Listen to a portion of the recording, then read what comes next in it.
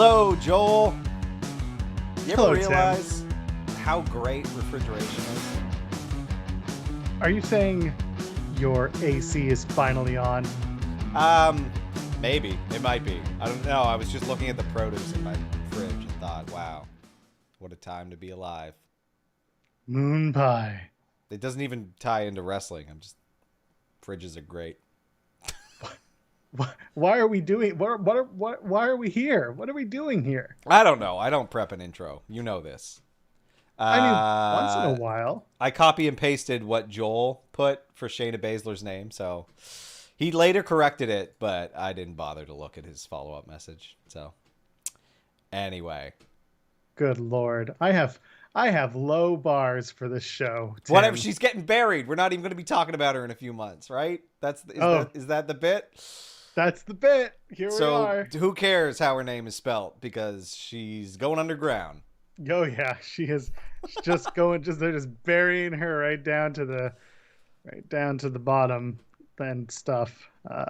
Listen, okay, let's get right to the business. Here we are. This is Tim and Joel calling the ring. We're here every Tuesday right now, 7 p.m. Eastern. We're also live on Sundays at noon Eastern doing the SmackPack, talking about Smackdown, talking about, well, this past couple of weeks, AEW Dynamite, and talking about Impact, talking about NXT UK. Okay. Right now, we're here, and we're talking about, talking about Raw. We're talking about Raw!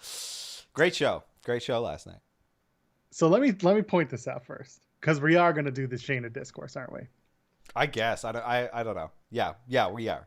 We're going to have. So we have the match. It's Reggie versus Shayna. And I told you last week,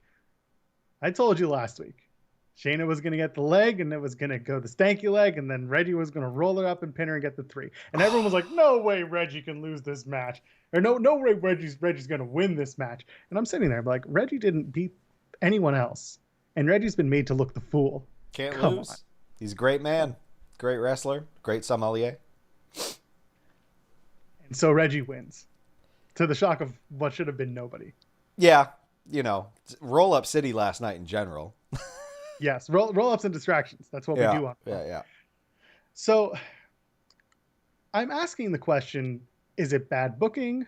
Is she being buried, or is she maximizing her minutes? Because you and I have talked about this on multiple shows, Tim, that she keeps losing, but she keeps getting put on TV in prime spots, and now she's about to have some sort of feud with Alexa Bliss, who is extremely popular with a subset of fans that some people might not enjoy. Yeah, there's some weirdos. Yeah, look, I think this is actually cause to be optimistic. I think that was a great setup for a new feud, right? She just chucked Reggie off his swing, beat him up, and then it was clearly like a transition to a feud with Alexa. I'm fine with that. I think that's it's transitioning her into a singles feud, which is still going to have Reginald and Nia in the, within it. But I think it's good. I think it's going to recast Shayna Baszler as a much more dominant force. I think she's going to have a good feud with Alexa.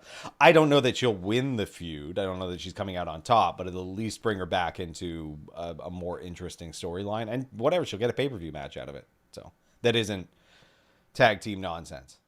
I'll go back to the original conversation.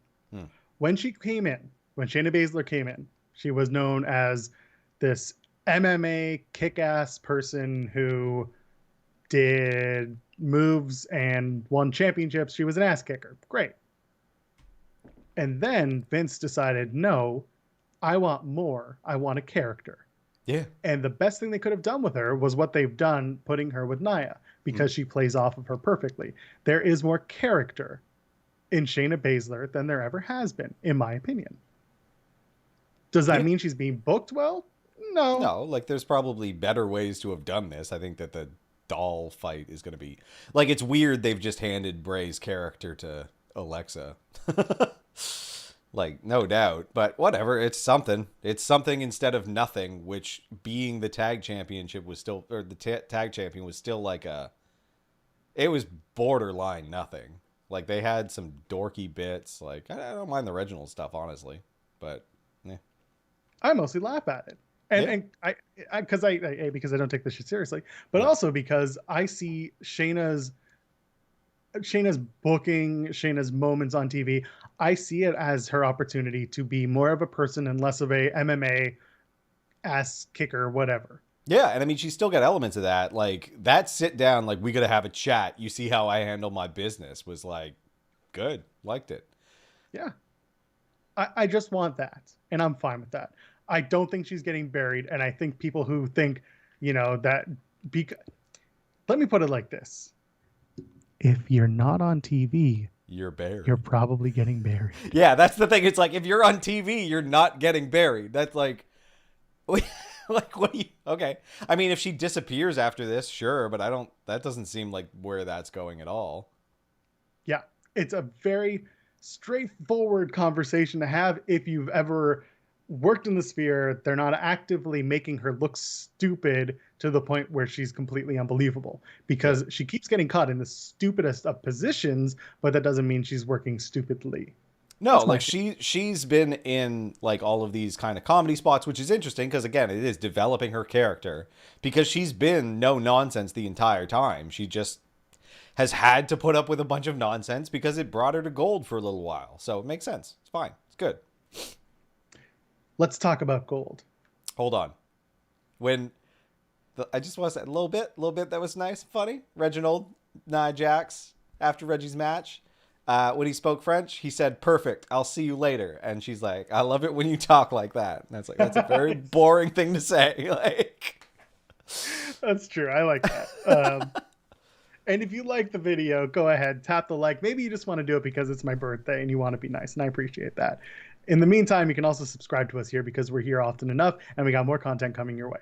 More content coming our way comes from Eva Marie, because here we are. It's round 5. Another package. She's training. She's in the ring. She's going to be the best. She's going to manage someone, Tim. Yeah, I know. I don't know. Maybe she's not. Maybe they've changed it. So the general, again, the discourse has been that she's going to come in. She's going to manage somebody. Is it going to be someone from NXT? Is it going to be someone from NXT UK? Is it going to be someone who's been injured? What do we think? Who could she really do well managing? Well, we've talked about it before. Please, for the love of God, let it be Nikki Cross, because her new character is apparently Feisty Gnome. Like, who's okay with just surviving for 2 minutes at a time? Yeah. That's a victory. Just being a weird little leprechaun running around. Scottish, I know, but whatever. Not like Vince knows the difference. Well, no, that one he does, because he's got a thing for that. It's true. It's true. Yeah, he does know. He's got Drew and Sheamus, and God knows, lean into it. When she showed up as a lumberjack, I sat there and I said, people are going to be so excited until they see what happens next. Yeah, because all they're doing now is putting her in these positions where, yeah, listen, is she going to get into the women's championship picture because of it? Yep. Is she believably going to win that Raw Women's Championship? Nope. And again, that's not a burial. She's still maximizing her minutes because she is absolutely making the most of the opportunities. But the way that she's being booked looks extra stupid, because she sits there and she's like, I made it 2 minutes with the champ. I made it 2 minutes with the woman who's challenging the champion. That's 4 minutes. I deserve a title shot, and that's going to be enough for someone. What makes it extra stupid is not necessarily just that it's about her 2 minutes of survival. It's running around and being like, ha-cha-cha-cha-cha, you can't catch me. Like, Jesus Christ. Like, that's what makes it look stupid. Who else could it be? If Eva Marie comes in and doesn't manage Nikki Cross, let's say she's bringing somebody in. Ooh. You and I have started watching a little bit of NXT UK. Yes. There was I said at one point, Kaylee Ray. Because if you want to make it look big and you want to make it look bombastic and you want to make Kaylee Ray look like a complete jerk, I'm getting messages saying I know who it is, then maybe. But what if it's Piper Niven? Someone completely on the opposite. Yeah, we haven't seen her in a little while, right? Yes. Yeah. The last time we saw her on UK, she was managing Jack Stars, and they're in a friendship that was going mostly nowhere. They had a match, and that was about it. I mean, that'd be cool. That'd be pretty cool. Yeah, I don't know. The only other person I can think of who's been like kind of absent is Mia Yim, and that would be god awful. And I think she's doing SmackDown, right? Hopefully. Supposedly. I mean, we've been waiting on that one for weeks. That's a whole other can of worms. So we'll move on. I think the Eva Marie stuff is starting to get, to me, a little stale. And if they're really waiting and waiting and waiting, I can't really wait much longer, Tim. Dude, with a delivery like that, it comes out stale. Like, really does. You know what was also pretty stale? What? Watching Drew McIntyre get another title shot. The match was great. Yes, fine. But imagine if that match had happened last week and there wasn't a stupid schmoz finish to make us sit through it a second week. Yep. Yeah, I guess it's just stretching it out. Again, whenever they have the 5-week build, they just spend at least 1 week like waffling. They don't know what to do, and they would just want to stretch it out. So it's like they take a week off, right? Like they just do the easiest stuff, kind of stretch 1 week's worth of content over 2, and then start the build. So you're right. We talked about it last week. You get 5 weeks in between pay-per-views, and Vince doesn't know what to do for anything more than 3 weeks building to a pay-per-view. So we're getting these repetitive weeks where it's just absolutely god awful. But again, the match was good. What do we do? The swinging Future Shock DDT was hilarious. Yeah. Trouble in Paradise still looks good, and it's protected Kofi's finisher where, it was still grab the ropes at 2. Oh, yeah, okay. One. Yeah. The Claymore. I was like, he kicked out. he kicked out, but he didn't kick out. He grabbed the ropes. Yeah. And having that Claymore coming off the top rope from Kofi was just a really fun finish. I liked it. Yeah. I did not like that it's again Drew and Bobby. I know. I don't know what we're doing. Like, I don't know why I care anymore. Like, let it move on. Like, Drew had a great run. Well, I think. I know a lot of people are critical, but I actually really like Drew. I thought he held it for a great run. He had good feuds with Orton and stuff. Like, it's time to move on. Like, I want to see new faces in there. And, like, he can drop to the mid-card. That's fine. I see it in the chat. People are saying, Kofi deserves it, and that's all I'm going to say. Or someone saying, Kofi pinned Randy Orton and Bobby Lashley the same night. That was it. And then we got another one saying nobody would have believed if Kofi had won that he would have beaten Bobby. I don't care. Kofi and Bobby having a good match at Hell in a Cell would have elevated both men's stock. Because guess what? We just did this with Roman and Cesaro. Did anyone think Cesaro was going to win that match? Nope. But did they have a very good match? Yep. And that's the thing. Like, I'd be fine with Kofi. I'd rather see Bobby retain over Kofi. I'm not as big of a Kofi fan as a lot of people. He's good. Like, it's just, I don't know. I just want something different. That's same. Like, mix it up. Like, it's just any other opponent at this point. I don't care who it is. And I get the idea that Drew has been on top of this since WrestleMania, since Royal Rumble 2020.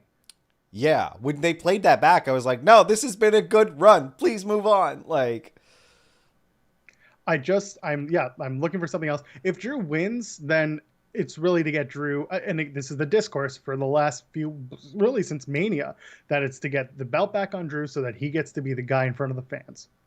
Which, sure, it doesn't matter. Like, okay, here's an idea. Don't make him a one-time champion. Revisit it in the future. Like, you have the ability to do that. It doesn't mean he needs to do it right now. Like, you don't need to run back his whole run just because he didn't have the chance to get it in front of fans. Like, you made him a top guy. Keep him there. You don't need to keep him literally at, like, the main event. It doesn't make any sense to me. And this is something that you and I talked about on SmackPack on the SmackDown side of things, where we have Aleister Black coming back, taking out Big E, and now their feud is about to happen at the top of the mid-card because both men can feud with each other over a story and not over a title. Yeah. Let Drew go into that position. You've done it for decades, WWE. You know how to do this. Yeah, exactly. I'm being called out for saying the word Discord. You have said it quite a few times. I know, because I was about to make a joke in the chat that it's my word of the day calendar. Oh, got it. Yeah. Because I don't use a calendar. You know what? But I can give you a calendar because here's what's going to happen next week. Cedric and Shelton are going to have another damn match. And this time, Shelton's going to get a 10-second victory and nothing happens again. Yeah, I'm glad that they're doing... Like I said, I think they're just doing this because they broke up a tag team and it would feel wrong to them to not make a pay-per-view match out of that. So they're going to do a mid-card feud with these two, and it's just like... They'll keep doing it again and again, and then what will happen is the two going into Money in the Bank... They're going to have a qualifying match or a whole bunch of qualifiers. Cedric and Shelton will be a qualifying match. They'll revisit it one more time. And that's the way it is. Elias has seen the lights. It's good. Glad with this. Elias got them sick abs now. Holy hell. He always did. He just never got to see him without the shirt. I know. And it's crazy. And it looks like he hasn't eaten in 3 days, but damn. Honestly, if those are the decisions that he makes when he doesn't eat, keep fasting, my friend. Yeah, oh my God. Like, anyway, it's good to see him get away from this nonsense. And Riker with his 1,000-yard stare for their Memorial Day thing was a bit uncomfortable. I am nervous that Riker is going to be made into the face here. Ew. Why? And that Vince thinks that if he does the Riker was a soldier and has PTSD, you must cheer him because he served your country. If that's where he's thinking he can go with this, enough people are not going to like it. Oh, yeah, I don't know. Americans love a bit of stolen valor, I guess, eh? That's the thing they care about? Worked for Sergeant Slaughter, didn't it? Oh, I mean, there's no confusing Sergeant Slaughter with an actual like military. You want to talk about a guy who should be buried, who should be jobbed out, who should be not on our TV screens weekly. That's the guy. Yeah. Yeah. Does not work. I'm ready for something else, anything else. And I'm also ready for Rhea Ripley to have promos that make some damn sense. Yeah, she's not a vampire. We learned that much this week about her character. Maybe we will learn something else about who she is. She's a mean girl, is what I'm getting. She's a schoolyard bully. Like, yeah, that's her character. I'm tired of the bullies stuff. Like, it's like I don't understand. I don't know. Well, I don't know. They're targeting children. It's relatable. I'm very happy with the discourse going on in our chat right now because I think we're all united in that Raw has really not been giving us much by way of character development. No, it's the most like I said, we've got a petulant gnome now. Yep. Rhea is not a vampire, and apparently the stupidest thing she's ever heard is someone saying, "Are you a vampire?" When she kind of looks like a vampire. Like, yeah, I mean, she's got the it's all black. Yeah, it was some canned ass dialogue. My God, the Miz is back. He didn't die, I guess. Yeah, she can't be a vampire because she was fine when Morrison had the garlic on. Yeah, exactly. So she didn't like the smell, right? Oh no, Charlotte didn't like the smell. If you like the smell of garlic around your neck, I don't know what to tell you. Garlic's great.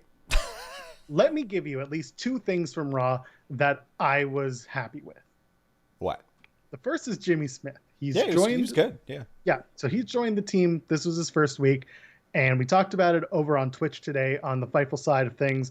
And Jimmy Smith had a great first week. You could not necessarily tell when Corey and Jimmy and Byron were talking. Like there was good flow in between the 3 of them. It worked. Yeah.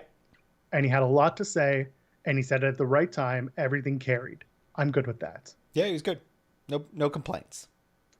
I hope to see more. I hope he's not overproduced because, as we've learned, other people who have come in and taken the job, they are not produced the first week, and then suddenly we find out that they are in subsequent weeks. He talked about having Vince in his ear though this week, so I think he was right in the fire. All right, I didn't know that. I didn't hear that. So if that's the case, then sure. Either way, good job. I'll take it. First week, do the win. Here are the other things I liked. On screen last night, Mansoor, Ali, Mace, T-Bar, and Lucha House Party, and the Viking Raiders. Now, I will tell you right up front that the Viking Raiders and Mansoor's segment, god-awful. Yeah, I mean, battle cry. They're going back on the road.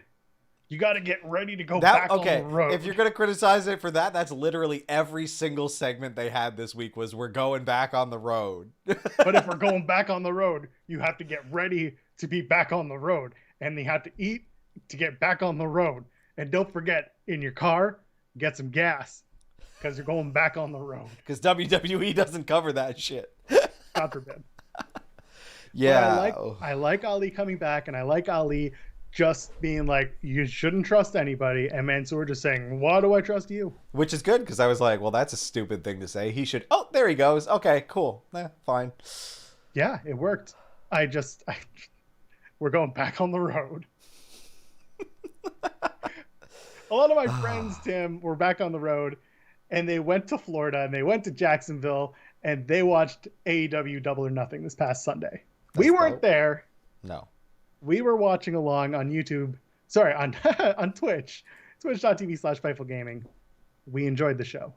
Mm-hmm. A lot. I liked it. It was a good show. It was a tad long. We've gotten used to that, I guess. No! That's everyone else is complaining about the length. I don't care. I don't care that a pay-per-view is 4 hours long because they only do them once a quarter, right? I don't care. Didn't mind. Didn't bother me. Okay. I think WWE does too many pay-per-views. That's my opinion. Apparently something big is happening tomorrow for WWE. Take that as you will. That's coming from Sean and others. Isn't NXT also must-watch? Yeah, we'll get to that. Yeah. We opened up Double or Nothing with Hangman and Brian Cage. Sorry, going back, I will go back to the length of the shows. The only reason it feels long to me is because at one point we got to a part of the show where we were like, oh, right, the Sting tag is happening. Yeah. Just the pacing started to get a little bit at one point. Yeah. I mean, that's a pay-per-view. It's an event. You sit your ass down. Like, when I watch, like, UFC stuff, it's, like, 7 hours total. So, like, I don't know. Some of it's background noise, right? Most people shouldn't be this fixated on this. Right. Plus, the cost. The cost is the other thing I'll say. Like, they're not cheap, so I want a spectacle if I'm going to pay for that. Like, that is a very good point.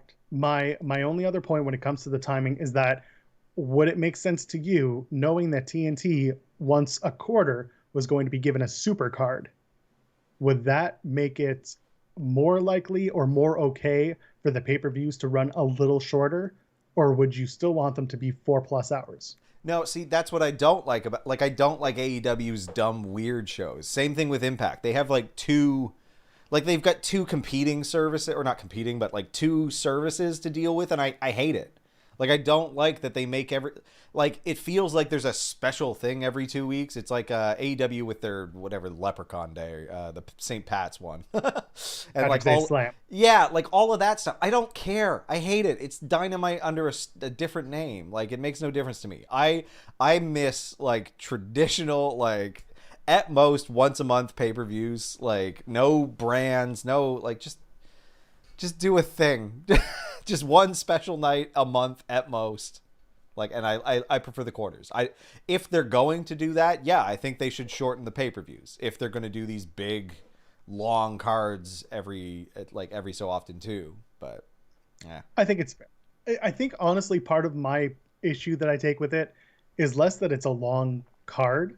It's that afterwards, for the stuff that I do, I'm sitting through post-shows, media scrums, things like that. Yeah, and that's a you problem. That's a me problem. I agree. I know I'm not alone. Yeah. So it's just one of the things that kind of comes with what you're doing is sitting. I don't need Tony Khan 45 minutes. After an hour of interviews, Tony Khan comes and gives a 45-minute presser and answers questions that I don't necessarily care to hear him answer. Well, that's the thing. So, like, but the content that they're producing show-wise shouldn't be to target those people. Like, I don't give a rat's ass about the presser, so I don't pay attention to it. I make you tell me about what happened after. Fair. So, like, also, yeah. I'm seeing Jake H. Wall in the chat saying, start an hour earlier. I agree. If the show started at 7, I'd be fine with that. Start the buy-in at 6:30. Go right into your match. I'm good with that. Yeah.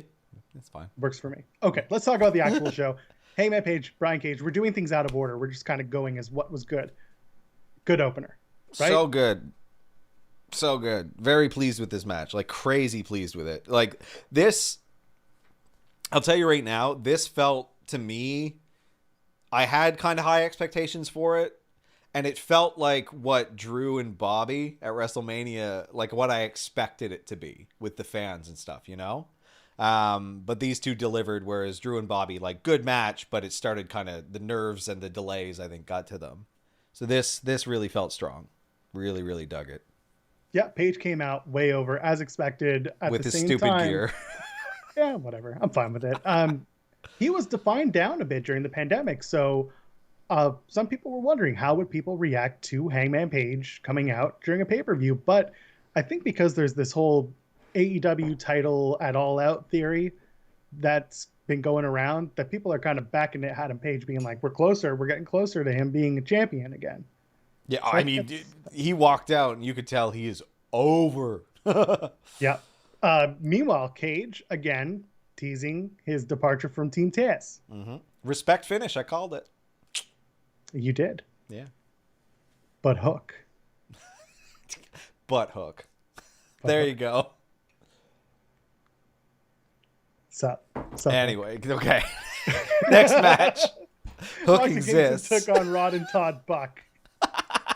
Yeah. And the They're finish went as expected. I said Mox and Kingston, but I knew in my heart. Of course. Rod and Todd Buck don't lose. They bloody well should, though. They were happy to get their shoes back, though. Yeah, I guess.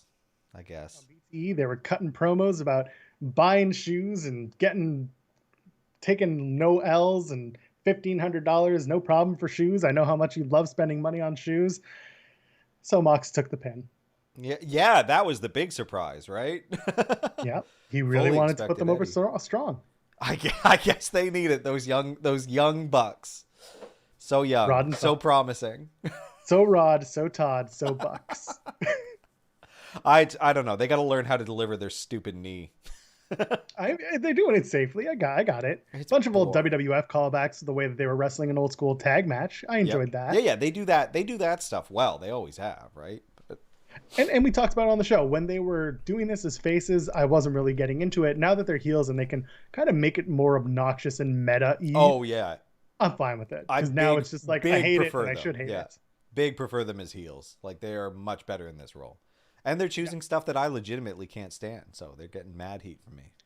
Speaking of heats and speaking of heels, the biggest heel of the next match was the Sun, because we had the buy-in match for the NWA Women's title. It was Riho and Serena Deeb.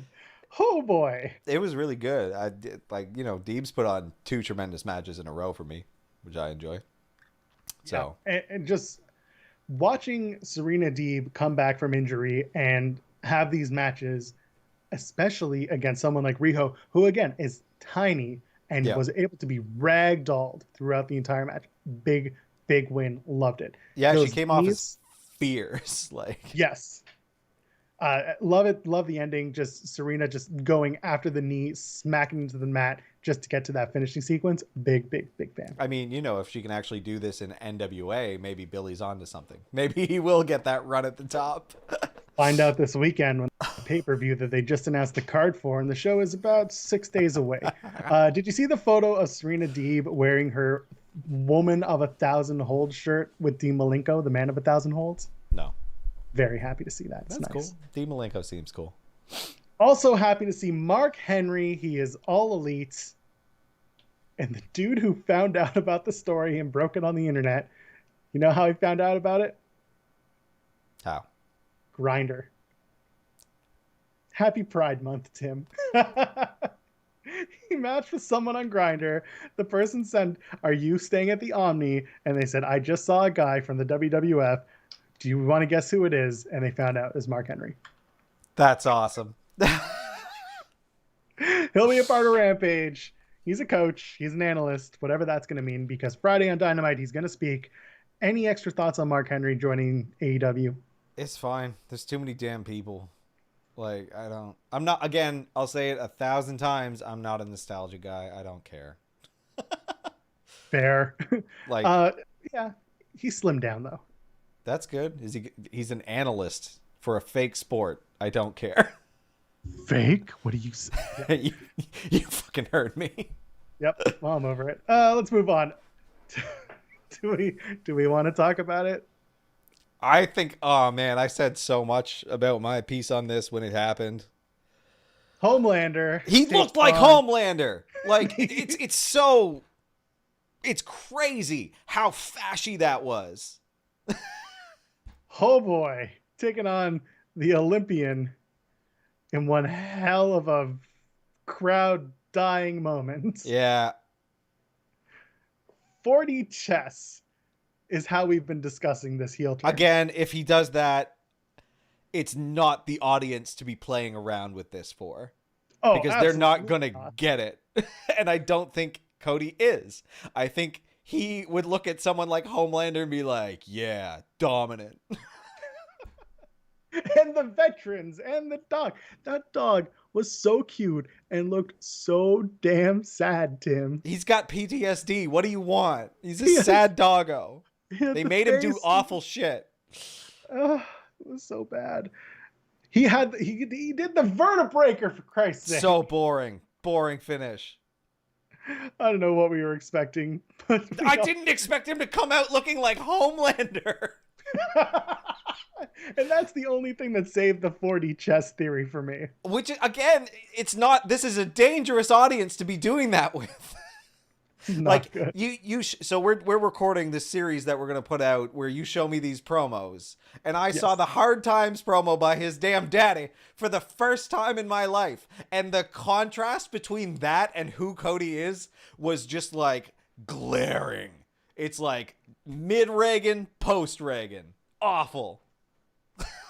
And like Hannah saying in the chat, that one deflated us. Yes, holy hell, yeah. And I think, like some of the lengthiness, that match dragged for me.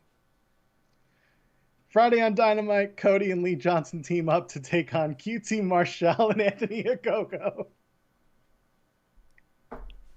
Cool. All right, let's move on. Lee Johnson's on the wrong side of history. Holy hell. Not if you're Cody.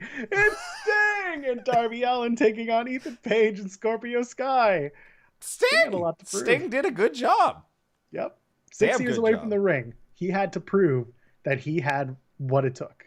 He did. And he did. He did. Again, not a nostalgia guy, but Sting did good. Good stinging. He's here to play the hits, and that's fine with me because honestly, that's fine. And he's going to wrestle every once in a while, especially if he's going to do this style where he still hops around and does some crazy shit. Good for me. That crossbody wasn't total ass. That's good. Good job. Yeah, well, and I see it in the chat. Ethan Page completely yeeting Darby Allin into the crowd of dark guys was hilarious. Yeah, I popped pretty hard for that. Yeah, no buckle bombs in this match, but Page and Sky look good in defeat. Yep. What's next for Sting and Darby Allin? What do you think? That's a good question. I actually don't have any ideas. Darby's mad over too. He is. Maybe you can do Darby and Kenny on TV as a thing, and then eventually get to Sting and Darby having a match against each other. Could be at All Out, could be at Full Gear. I don't know. Yeah, I think we're working our way there, but it might. I would expect Darby versus Sting a little bit longer. They're going to keep them together. Yeah, Bucks and Darby and Sting would be another one that you could do. Tell that story. I like that. It's just that's just a good match. I'm hoping that Paige and Sky are able to do their next steps. Maybe break apart, do their own thing. Don't know what they would do, but I'd like to see it. I also like seeing Orange Cassidy, Pac, and Kenny Omega in their AEW World Title match. Another match. Again, we go back going back to Cesaro and Roman and the conversation, because I won't use discourse about going back to that conversation about outcomes we expected. We knew Kenny Omega would walk out with 100%, the AEW champion. No doubt about it. Yeah. But it was still a really, really good match. Yeah. It was very good. Like, go ahead. No, if you have a moment that you loved about it, tell me. I mean, just watching Orange Cassidy in that capacity, main event, like, he did a lot of stuff that just, like, I don't know, I was excited for it. For a guy who has such an odd gimmick, like, it worked so well with Kenny. Him being defiant, despite getting his ass beats, like, the pockets on the turnbuckle bit were pretty good.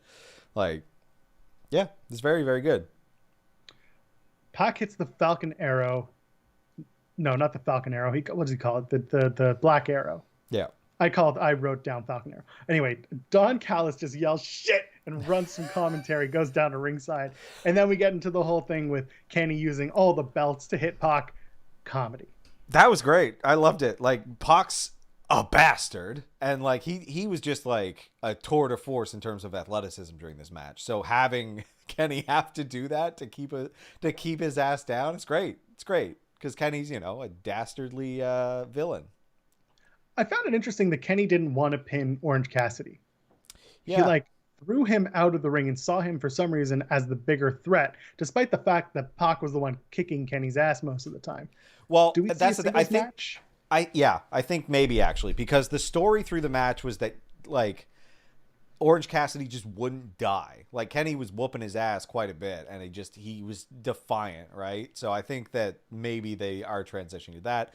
Plus how over Orange Cassidy is, whereas Pac's not quite there because he hasn't had the opportunity to spend that much time on TV because of the travel restrictions and everything. So all three men worked really, really hard to make us believe that the outcome could be in jeopardy. Yeah, they did a very good job. Like they knew going into it that it was going to be Kenny, but they had to make it believable, and they did a very good job until you got to the end, and then it was just like, this is stupid, but it's really I got no problem with that end. That's a very wrestling end, and I enjoyed it. I enjoyed a little bit of the Casino Battle Royale, which was originally supposed to be the Christian Cage Outwork Everyone Battle Royal Invitational.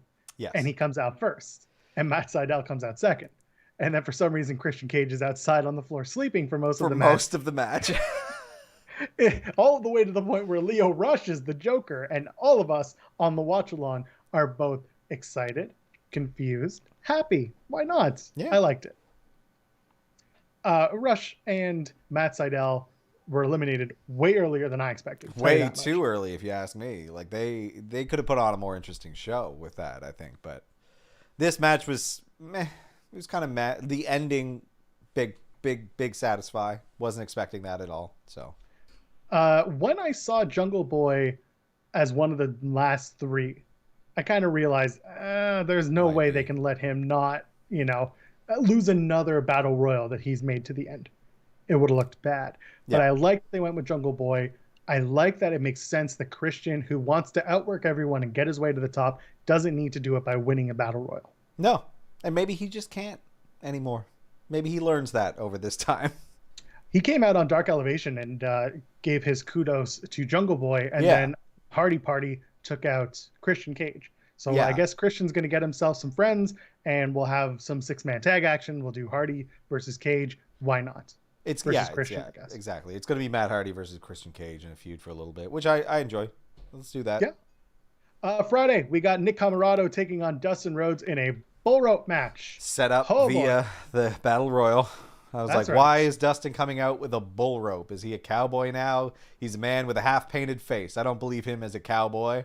And then someone was like, oh, it's from the bull rope match. I was like, yes, I remember he wrestled one bull rope match. That doesn't make it part of his identity. And then, they're just setting up another bull rope match. All I can remember from Dustin Rhodes being a part of that match is Max Caster. Dustin, look at me. Dustin, look at me. Yo. Yeah, he lost his way mid-rap because of that. And it's like, dude, if it's not quite right, you just carry on. Like, you don't try to make... It's not critical that Dustin be staring you in the eyes when you say this. Like, very strange. Yeah. I also don't understand why people need to rappel down the side of a stadium when they're making their entrance. But here we are at the Stadium Stampede. Yeah, I mean, okay. I love this match. I don't care. There's a lot of criticism of it, but I enjoyed it. It was very, very fun. The rappelling was hokey as hell. Yeah. No, ridiculous in the best kind of way. Yeah. That's exactly. Yeah. Minus, there was some stuff that I was like, okay, that's enough of that. Like when Sean Spears was they were trying to repeat their past success with the Sammy stuff, and I was like, try hard. You guys don't need, like, you got to create new moments. Don't recreate your memes. Like, I talked about it last week with you, and we did it in our Double or Nothing predictions. They did a really good job of telling individual stories with both teams. Yes. Everybody was paired off. Everybody had a foil. That was the way the match should have been, and that's the way that they did the match. So I was really entertained. Did I love FTR and LAX in a gay bar? I mean, in a bar where there were no women and only a bunch of guys, and FTR was wearing the scarves. Yeah. I'm not. Listen, I'm come on. I'm a fan. Who am I kidding? Who am I kidding? I'm an ally, and it was hilarious. Conan as the DJ for LAX was a wonderful callback. Yeah, it was fine. That bar was clearly a cafeteria with the lights turned weird. I commented at how lame this bar looked and why the hell would anyone drink there. That was good. Damn, they dropped a mint on all of the sugar glass they used in this match. Sammy definite standout, obviously. Like he had big moments in like every segment he was in compared to other people's that were not quite the same. They scheduled them, but they just didn't pop as hard, you know? Yeah, they didn't really make Sammy and Sean the focal point until we got to the ring at the end. Yeah. And like Sean Spears doing Chicago. Oh my God, right? They had it coming. He only had himself to blame. If you'd have been there, if you'd have heard it, I bet you would have done the same. It's so like, why? They really just can't think of anything else for him but chair guy. And it made them accidentally do this, and it was very, very funny. I was fully expecting canes and fedoras to pop out, but no. There was one moment where Sammy was they basically involved the chair and then bolt cutters and the handcuffs. Yeah. Where instead of taking the bolt cutters, Sean Spears took another chair. And that led to Sammy being able to get those bolt cutters so that he could get out of the handcuffs. I like that. There were so many weird things like that. Like the random weapons that Jericho is hidden around the arena. That was something. That was something else. Baseball bats everywhere. Yeah, the fact that they scored a piece of drywall because they were concerned that them going through that was going to cause an injury, which is just awesome. Whoever their prop guy is, I don't know, man. they gotta work on it. But what I will say is the segments felt a bit long compared to the last one. Like they weren't cutting back and forth as much as I would have appreciated. Some stuff felt like it dragged out, but it was still very, very like the amount of just like very memorable moments is impressive. Last two matches on that card: Miro and Archer for the TNT title. Worked for me. Strange match, but really, really good. Yeah, it did. Throwing snakes. That was That was pretty good. Just two dudes taking each other to Pound Town. Fine by me. And a choke out from Miro gets the win. I'm happy with it. Yeah, and then he built it well. He used the chucking the snake thing after on Twitter to good effect, and like. I think that's what Miro needs to just keep doing is matches like that. I don't think it was very long, right? It was like under 10 minutes. Yeah, it was a fairly short match. Yeah, which is good. That's what it needed to be. I was very, very satisfied with that too. And finally, in what was really the main event, let's face it, Britt Baker wins the AEW Women's Championship against Hikaru Shida. No shock. Again, a match where nothing was in doubt. It was an excellent match. And you know what I really liked? Britt's parents were actually in the front row watching. I really like that. Nice, wholesome moment that we got to see from ringside afterwards from fan cam footage. Good stuff. Yeah, it's sweet. Listen, fans were big on both women. They liked it. She'd choke it up when she was walking out, like big stuff. Like it was, it's good. They were chanting throughout the match on both sides. They were hot for it. Britt, when she got that final lockjaw, that was it. Like the crowd was ready for it. So I like Rebel almost costing Britt the match with an Aaron crutch shot, not crotch shot, crutch shot. I just watched Rebel in a really bad match where crotches were involved, so we're not going to talk about it. Got it. But it was believable. It made for a believable moment seeing that Aaron crutch shot. Yeah. It made things a little bit dicey. So it's like, okay, good.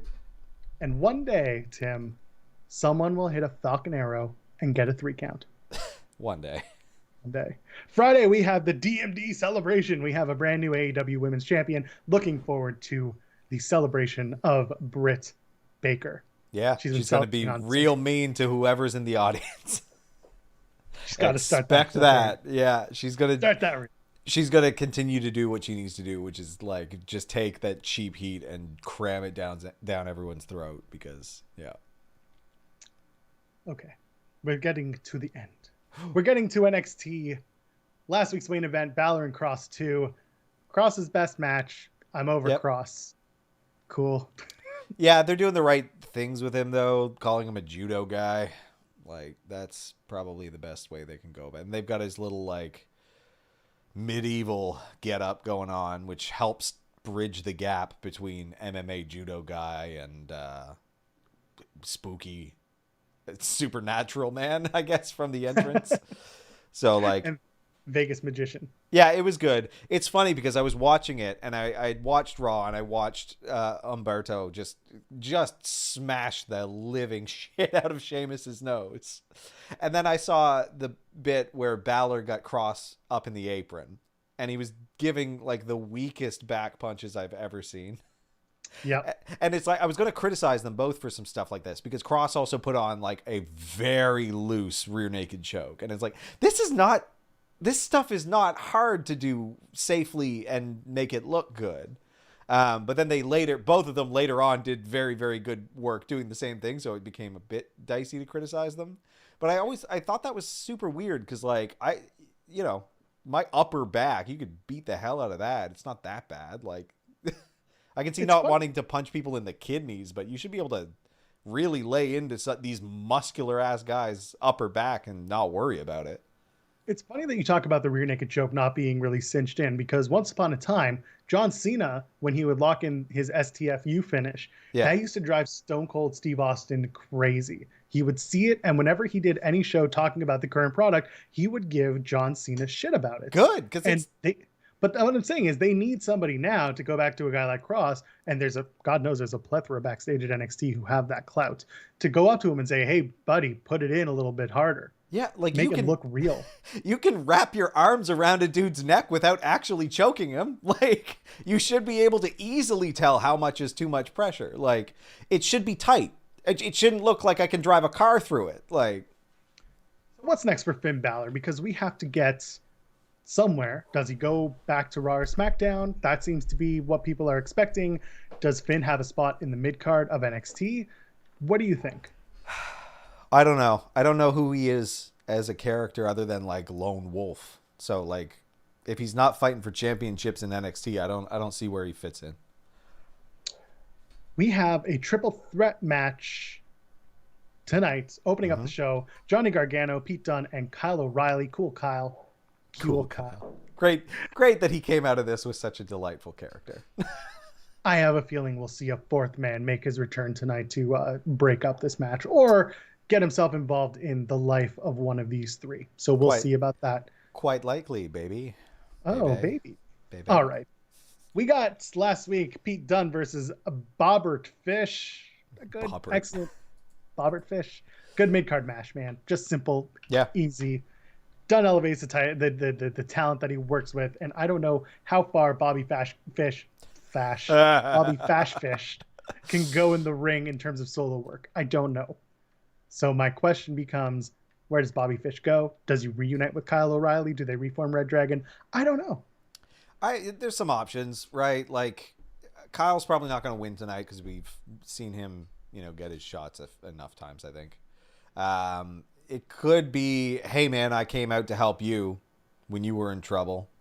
Where were you this week, right? Because they, Oni beat his ass after the fact, and where was Kyle? So they could take him that route, and then do a little Kyle Bobby feud. I think that'd be fine.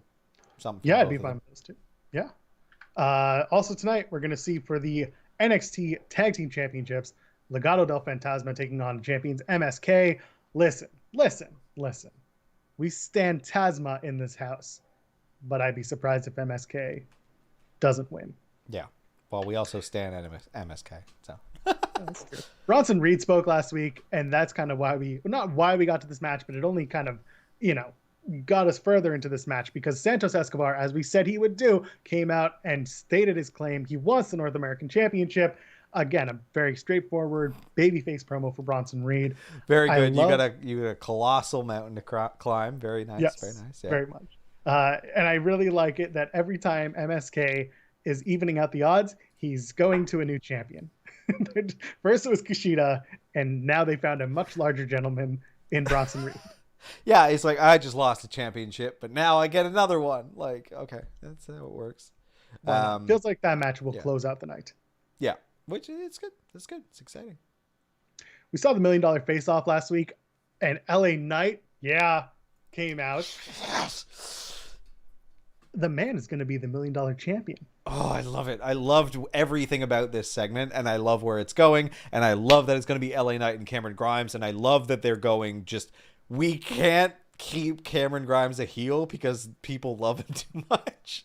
So let's find a way, and they found a way. And LA Knight is such an excellent douchebag. Him coming out with the body and just be Cameron have to be like, yeah, he's got feints on feints. Like, what do you call himself? The Kavorka. He said he had the Kavorka.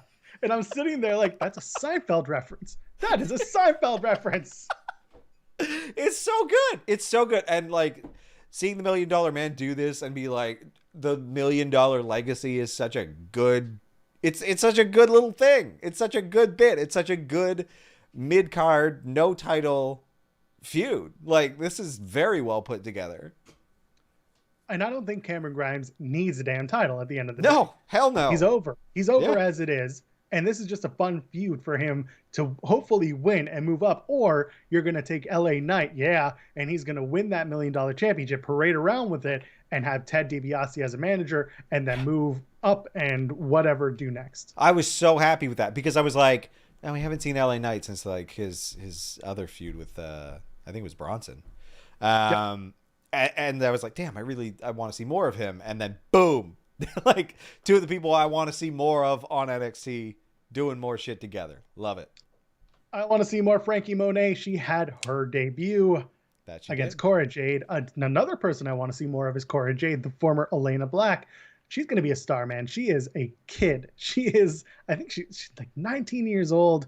Had a great showing against Frankie. We all knew it was going to happen, but Frankie is arrogant and just cocky as hell. And I just loved the little match they had. It was a good one. Mercedes Martinez, Zeta Rainier. I don't want to go too far into it. It was another squash. They actually had 3 different women's matches on the card last week. I'm hoping they keep that up, especially because it looks like we're doing Martinez and Tian Sha, which, it does. Okay. Yeah. I want to see Mercedes Martinez walk out as the winner of that feud, though, because we can't keep having her go up and then right back down. Yeah, I know. Tian Sha is difficult, though, right? Like, they need to be kind of dominant, so I don't know.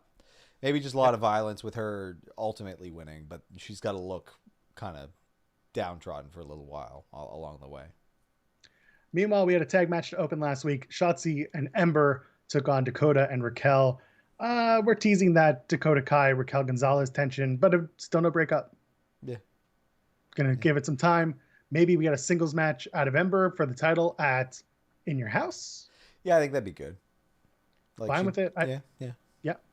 We're just building up more tension between Raquel and Dakota, and I assume that Raquel barely escapes with the title at In Your House, and that's maybe the start of the breaking point for Raquel and Dakota Kai.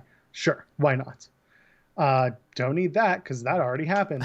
And elsewhere on this, oh my God. What about Hit Row? Hit Row. Well, that's what I'm getting at because I watched NXT Socials this week in the parking lot, the dreaded NXT parking lot. Dangerous. You had Drake Maverick confronted by Everrise, at which point Hit Row came out all together in their Escalade, and they started doing a whole gimmick where they were challenging each other. Basically, everyone got challenged till Killian Dane came and broke it up. So Dane and Maverick against Hit Row, I guess. Okay. I mean, they basically were just like, we're taking all the gold. So we'll see. We'll see how quickly that materializes, but I think another great setup promo. They're so good, man. So good. They have a takeover in 2 weeks, less than 2 weeks. Oh. on the 13th. So I guess that's actually it's 2.5 weeks. They really got to start putting some matches on the card, and I think we'll get there tonight. I didn't realize that. I expect a number of announcements tonight then. If you are, what are you thinking? Who do you think wins this triple threat match? Gargano, Dunn, and Kyle O'Reilly. Gargano. I agree. Yeah. People have been looking at me funny all week, or really all the last 3 weeks when I've mentioned it.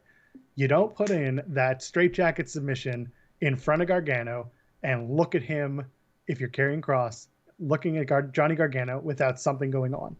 They've already had like a bit of a run-in too with the Austin Theory stuff, right? So it's not That's out what of I'm nowhere. getting at. Yeah. So there's that. I mean, the MSK match, if they win, if they retain those tag titles, I'm assuming GYV versus Ciampa 100%, and Thatcher, they Toothless become Timmy. the number one contender. Yeah. Fine by me. Yeah. What else is going on? We got the North American Championship. Again, Bronson Reed. I could see it being Santos Escobar. Is there anyone else you could see taking on Bronson Reed at this pay-per-view? No, I think it's 100% Santos. Might turn into a multi-person match. That also, yeah, okay, fair. How we get there, don't know, because we do know that, again, Hit Row has put everyone on notice. Another gauntlet eliminator. Please no. LA Knight and Cameron Grimes, that $1 million championship match should probably be something that we do on TV and not on TakeOver. You think? I think. I could watch it on TakeOver. I'd be down with that. I would do Martinez versus Tian Sha. If Martinez gets a friend, do that tag match at TakeOver.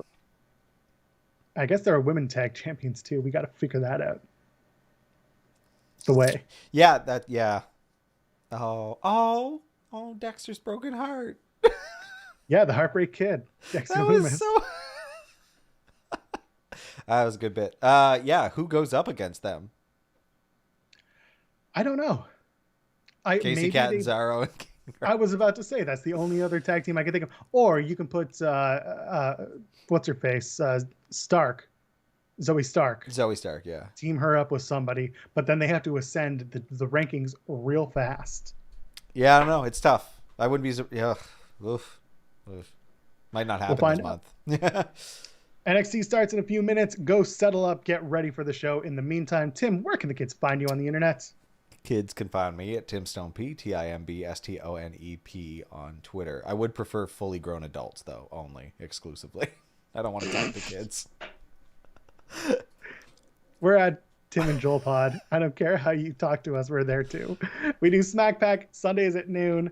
We do this show live 7 p.m. Eastern on Tuesdays. If you like the video, toss us a like, subscribe to us here, tell your friends about it, share this link, because we want more friends in our feeds chatting with us tonight. It was so much fun seeing so many people talking with us in the chat tonight. Thank you.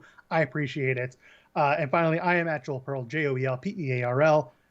That's all I got, twitch.tv/Joel Pearl. I'll do that tomorrow at 8 p.m. Eastern during what would be Dynamite. Cool. Why not? Let's get out of here. Tim, friends, ladies, gentlemen, friends beyond the binary, happy Pride, and enjoy your wrestling. We'll see you on Sunday.